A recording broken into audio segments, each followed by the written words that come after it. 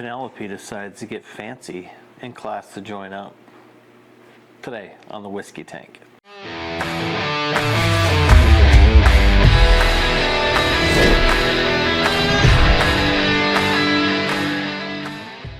Hi everyone, welcome to the Whiskey Tank. I'm Joe. Thank you for taking a little time of your day and stopping in and seeing what was new. Like I said, Penelope gets classy. They French up the joint with a little Creme Brulee. Penelope brings this one to us out of its Architect series. Creme Brulee, it's 110 proof. It's aged 5 years. It says it has complex stave profiles. I'm not 100% sure where they source their whiskey from, but if you know, let me know. Put that in a comment below. I'd love to hear where it comes from. Now, I haven't had the best luck with Penelope. I've got a pretty good selection in the Whiskey Tank to choose from to see which ones I like the best, and I just haven't found that one yet that really hits for me. I had a lot of hopes for the Creme Brulee, and it didn't do much for me the first time I tried it. So I'm gonna go in there with that in mind, and I wanna be, full disclosure and let you know the first time I tried this, I really didn't get a lot off it. But now that the bottle's been open for a little while, maybe it's opened up a little bit, and that's what I'm hoping for, because I'm still looking for that Penelope that really speaks to me and says, hey, this is the one, this is the gray bottle. So let's get into it. Oh, okay, good cork pop from the old Penelope.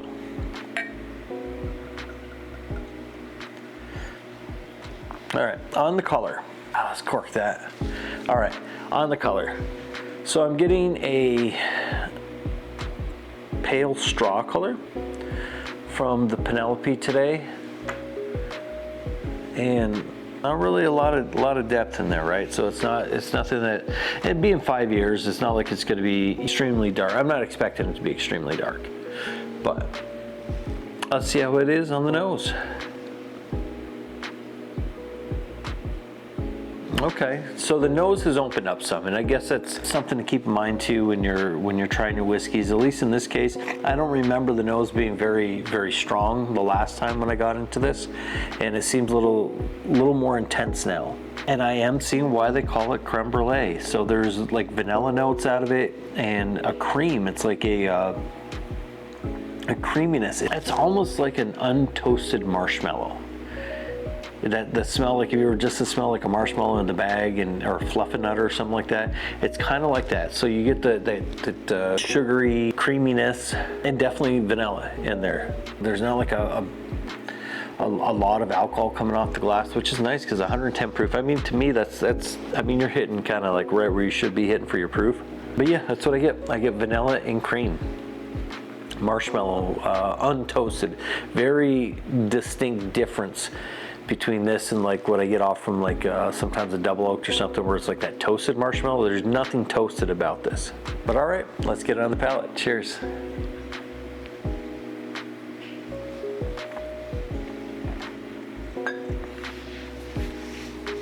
Okay, so that's a step up for what I'm used to getting with Penelope as far as flavor goes.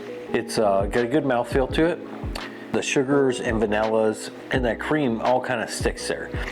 It's not super intense, right?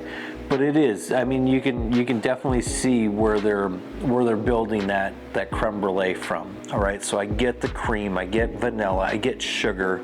It's just a little bit muted. So I don't know if any of you watching have tried this and what your thoughts were on it, but I just find it underpowered and not sending that intense flavor like I was kind of hoping for. I mean, if you're gonna name something Creme Brulee,